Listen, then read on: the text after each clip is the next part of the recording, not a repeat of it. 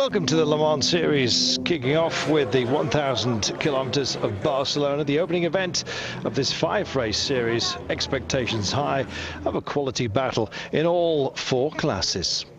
Well, Spain loves its MotoGP, and of course these days it also loves its Formula One. The crowds may not be up there, but around 5,000 or 7,000 people, depending on where you get your estimates from, turned up for this one, and their first kind of real look, if you like, certainly for the 2008 season of endurance racing, Le Mans style.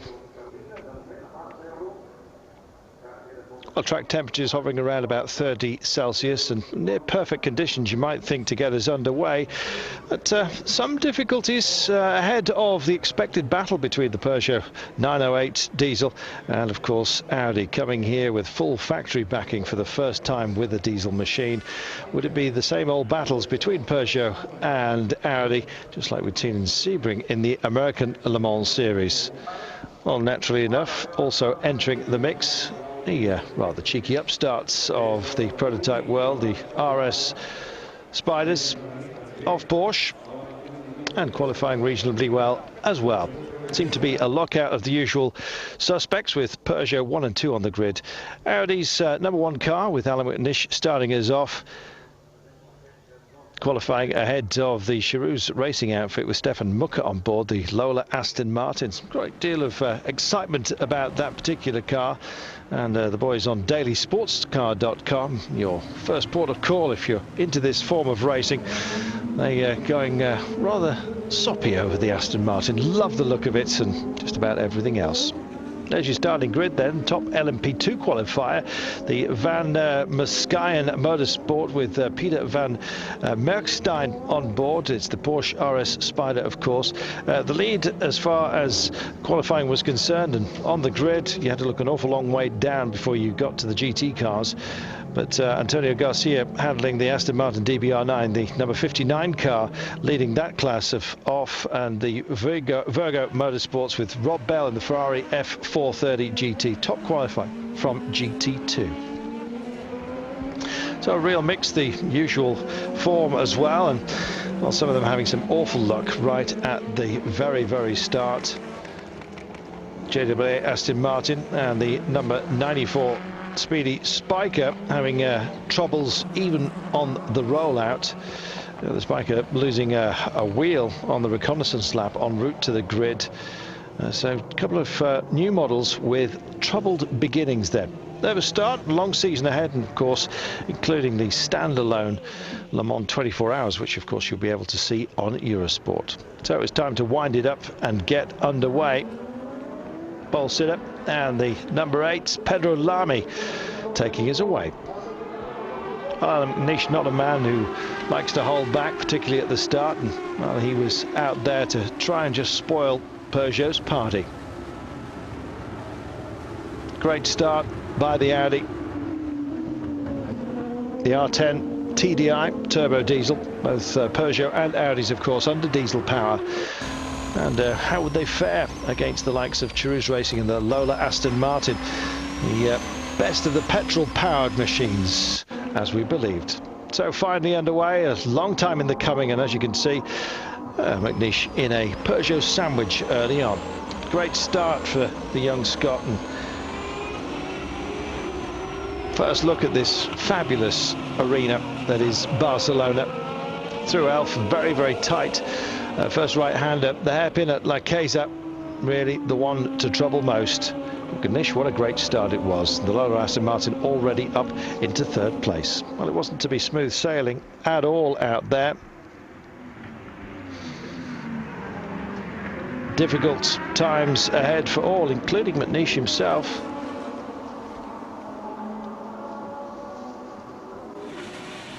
Great jump start by the young man there. And Lamy shot,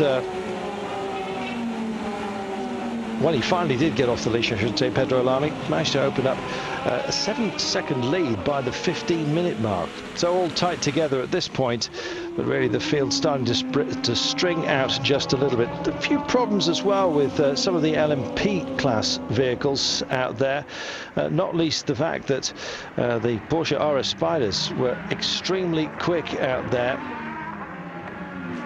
particularly on the straights, it seems, and it caused concertinaing when we got into some of the curves. And as you can see, traffic and being held up. Seeing a Peugeot that far down the order, questions could well have been asked of the number 7 car, Marc Janet and Nicolas Monassian, and the hand singles perhaps telling their own stories.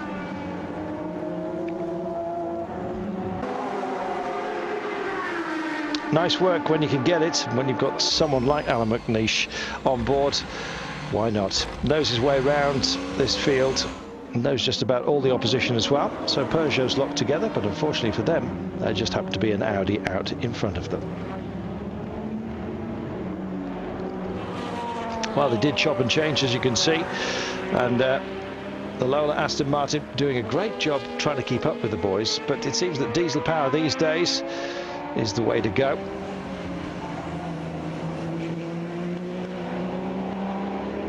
And the space that they were opening up on those behind, significant.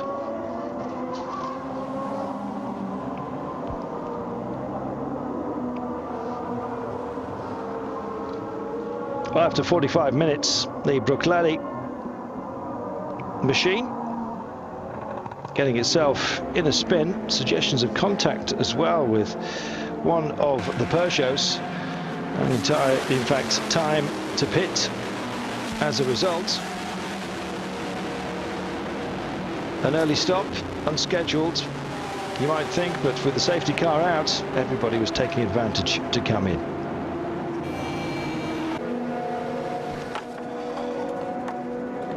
Number 1 Audi, tidily in position, no driver change.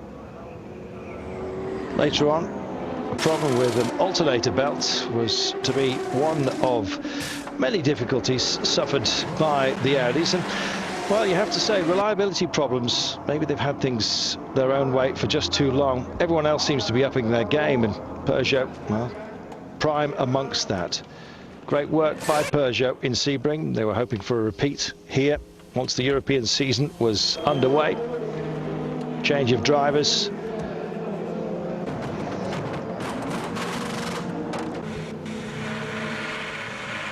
And away.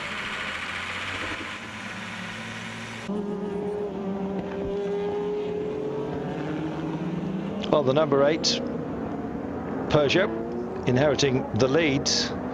Sister Peugeot with Pedro Lamy and Sarrazin had their troubles, colliding with Verge's Barazzi Zytek, and lengthy repairs it was for one of those Peugeots.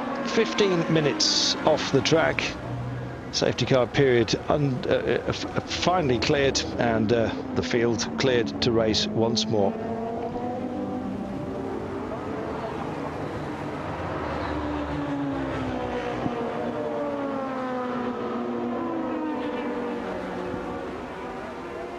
Well, the Lola Coupe Jet also entering proceedings. The 33 car, the Speedy Racing team, with Andrea Bellici on board.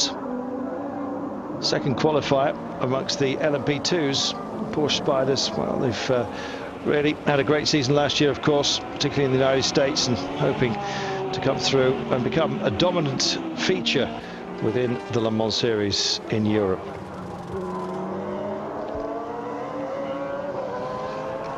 Well, Peugeot and Aston Martin coming together, and that bodywork a sign of that. The number 59 Team Medina machine, Tablet, Peugeot set, and it looks like the tethering has worked wonders. Wheel tethers, bodywork tethers, you work it out. Take a look at this. Bang, there was the moment, and expensive certainly. Reaction, not entirely delighted, and Sarrazin with yet another delay. Well, those LMP2 cars, they have every right to be out there. It's what endurance racing is all about. An expensive business when it goes that wrong. We'll be back with more from Barcelona after this.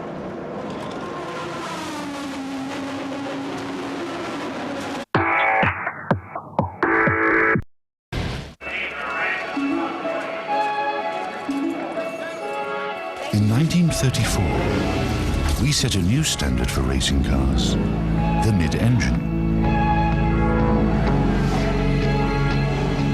Later, we revolutionized motorsport once again with our light aluminium construction. In the late 70s, Quattro marked the beginning of a new racing era. In 2001, our FSI technology proved to be unbeatable in Le Mans. We have spent 70 years preparing for this start. The Audi R8, born of powerful ideas.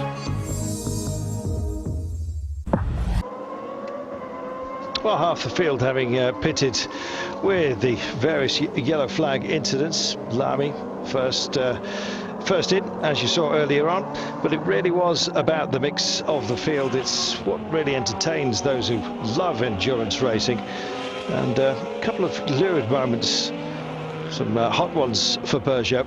Finally, things were starting to settle down. Porsche, well, they've just lit up the excitement levels as far as the American Le Mans Series is concerned, and it's happening over here in Europe. Peugeot back in with a new rear end, as you can see, with a bit of bodywork, but a 15-minute lost, and just playing into the hands, if you like, of those who are trying to chase down the, well, normal leaders, if you like, of endurance racing, Peugeot and Audi. Tourist racing, they were having a great time in the Lola Aston Martin. So at Eurosport, an outfit that really run on, or use every bit of their budget, let's just say that much. They were well ahead now of Alan McNish had his own problems with an alternator belt coming off as well. And a little bit later on, Eurosport's Helen Primat also in just a little bit of difficulty. So the Lola Aston Martin, just take a good long look at it. Nicely formed, beautiful bodywork, looks very, very purposeful, almost classical, kind of a throwback, some would say. And these closed cockpit machines these days really starting to come back and look a little bit de rigueur, thank goodness. McNish back in, sterling work by the young Scot. By the day's end, it was to be a top 5 finish, but victory wasn't going to be theirs. Dropping an alternator belt doesn't help matters. It's all about getting the car functioning absolutely correctly, as well as everything else.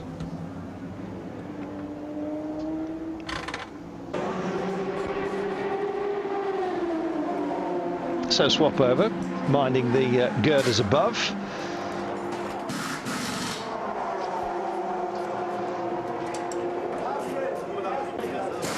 Peugeot out in front then with Marc Minassian, Nicolas Minassian, I beg your pardon, and Marc Genet, do forgive me. Frantic work going on, as you can see, just inside the garage. It's the back end with the belts going back on. So the number 7 Peugeot in the happy zone for the time being. Audi, well, still with a contender, but it was the Prema and Rockefeller machine. The McNish car in the hands of Dindo Capello, finally back and underway. Team Essex, Casper Elgaard and John Nielsen, and their Porsche RS Spider leading the RS at the LMP2 class at this point. And Luke Alfond at Adventures doing great work in GT1. Alfond, of course, the downhill skier turned driver both in the Dakar and endurance racing, doing great work in Europe for Corvette. So the LMP2 rankings there, Porsche RS Spiders 1 and 2 ahead of the 33 car, the Lola Coupe Judd with Belici, Zacchi and Pompidou on board. GT2 class and the IMSA Performance Matmut machine with Ray Nack and Richard Leitz on board. And beautiful shots here of the Barcelona circuit. Well, further down the field, the Pedro Lamy and Stefan Sarrazin, number 8 Team Peugeot Total Machine. They kind of threw down their marker last year, Peugeot, particularly at Le Mans. Sebastian Bourdais, of course, part of that challenge in the 24 hours. Question marks over reliability, and those questions still remain, and it's an area that's being exploited by, of course, the Porsches in the United States, and hoping to do the same here in Europe. Well, if they can hold it together, Peugeot look unbeatable, but the same's been said for Audi as well. When you've got the likes of the Lola B0680 and Aston Martin coming together, it's one heck of a package, and Chirou's racing system, well, they love it. Peugeot's, soon they'll be needing those wing mirrors to see the Aston Martins chasing them down. And in terms of reliability, the Aston looked very, very good out of the box, really, at its debut. And something for both Audi and Peugeot to think about in the run to Le Mans itself. An event, of course, you'll be able to see on Eurosport this year. Don't forget as well, if you love your endurance racing, dailysportscar.com. It should be your port of call for all the information you could possibly want on this form of motorsports. They love their sport, and if this is your bag, then they're your mates. Go and pay them a call. So Barcelona and the motorsports fans witnessing, well, not an over-dominant performance by the Peugeots in particular. Perhaps that was what everyone was expecting. But Pedro Lamy was just cruising round and trying to enjoy life as best as he possibly could out front, and many places ahead of him. In fact, around about 15 laps by the end of this one. It was Marc Jenny and Nicolas Minassian.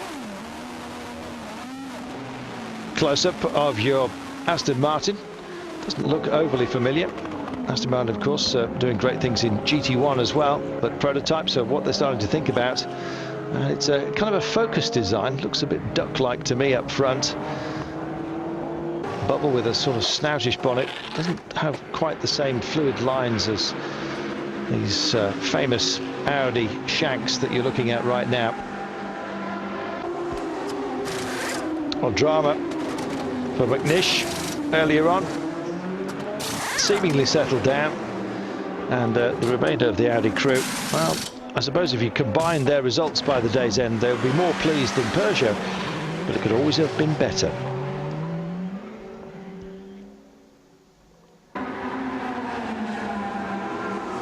So timing belts, one thing, traffic another, and those Peugeots, they always find a way through, it seems. Leading for the time being. Would they carry it to the end? We'll tell you after this break. Stay with us. Welcome back. Well, LMP2 being called to the pits, and it's the 31 car, and what a shame for them. Team Essex, John Nielsen and Casper Elsgaard, and their Porsche RS Spider heading backwards into the box. Problems with the data box. In they came. Too many warnings perhaps going off all over the place. Not sure exactly what they found on this day. Incoming and dropping a couple of places while they checked it out.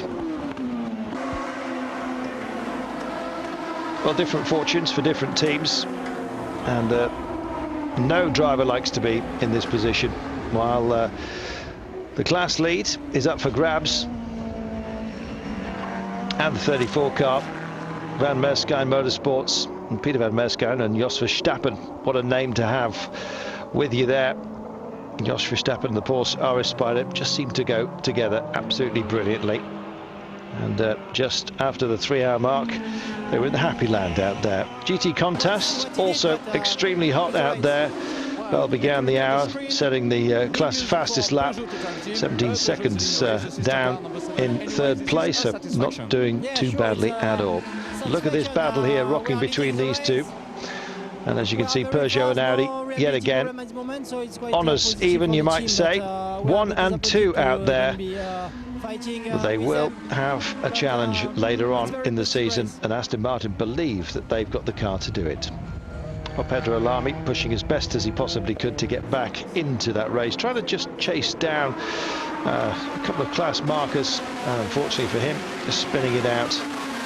And damage when it comes to these very strong when they're on track, very weak it just seems, or fragile I should say, easily damaged.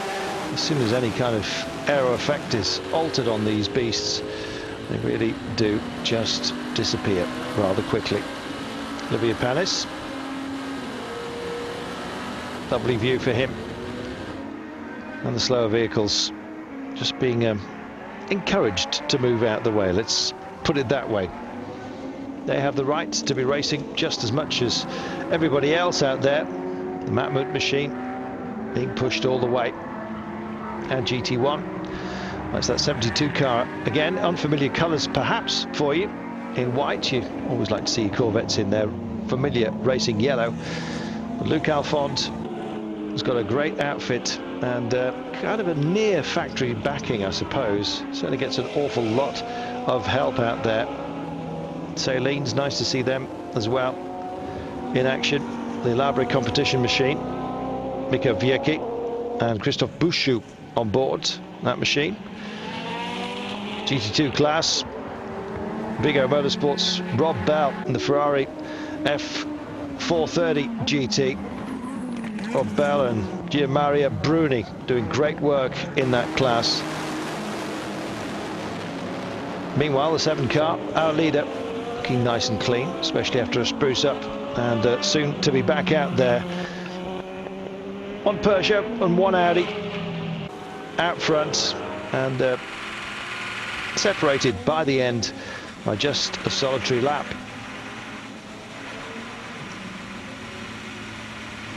Marc Genet and Nicolas Minassian swapping roles. Minassian on board for the final stint to bring this one in, and the heat of the afternoon there and visible, as well as all the debris.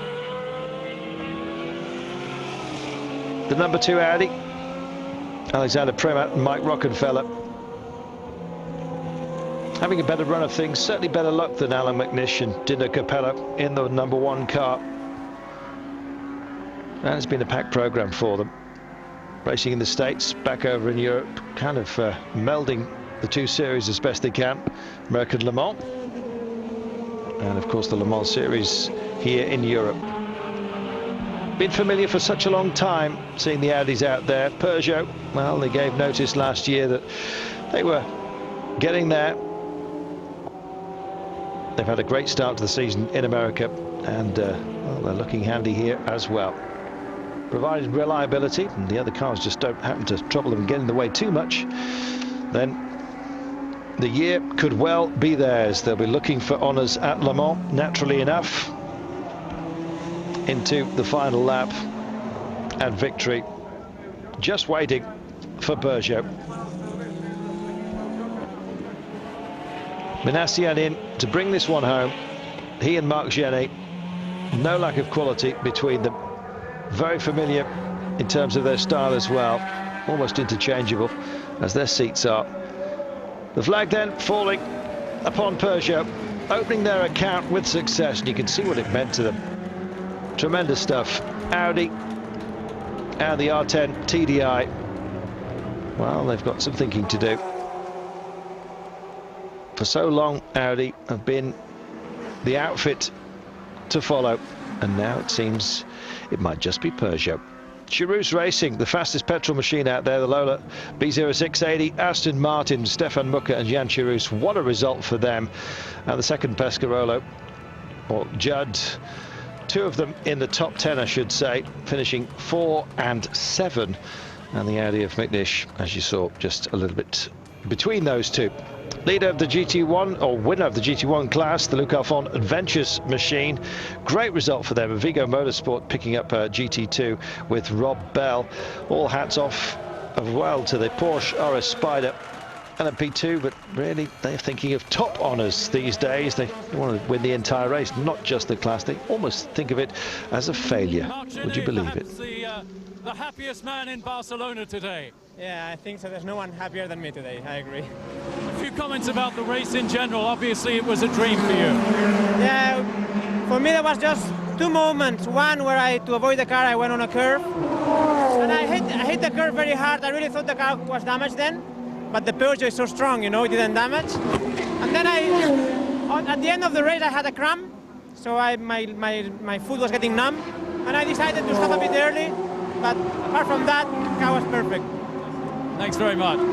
Alexandre, a fantastic moment for you guys, and a very, very difficult race. Yeah, for sure, it was a difficult race, definitely, because the fighting was very close between Peugeot and us, and so anyway, we finished second. It's a very good start for me and for Rocky, because this year we have to learn so many things for me, especially it's my first race in endurance, so I'm definitely very happy, and for Rocky too.